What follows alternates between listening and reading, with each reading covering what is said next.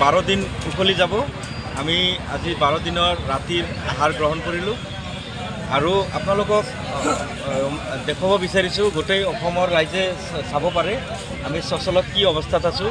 আমি ইয়াতে দিনত যেনেদৰে আমি প্ৰতিবাদ সাব্যস্ত কৰিছোঁ তেনেকৈ আমি ৰাতি ইয়াতে ঠাণ্ডাত মহৰ কামোৰত সদায় এটা কম্বল লৈ পেলাই আমি ইয়াতে আছোঁ। আমাৰ পৰিৱেশটো অলপ দেখাই দিব। আমি থকাৰ পৰিৱেশটো এনেকুৱা ধৰণৰ আছে। এয়া আপোনালোকক আমাৰ পৰিৱেশটো আমি দেখাই আছোঁ, ৰাতিৰ পৰিৱেশ।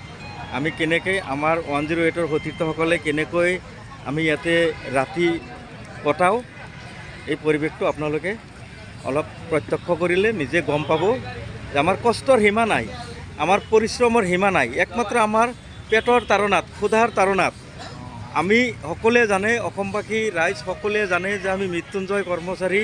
আমি 108 এয়া দেখাই দিছোঁ। এয়া আমাৰ থকাৰ পৰিৱেশ, ৰাতি থকাৰ পৰিৱেশ আমি এনেদৰে ব্যৱস্থা কৰিছোঁ। এই একমাত্ৰ আমি আমাৰ প্ৰাপ্য আদায় কৰাৰ কাৰণে।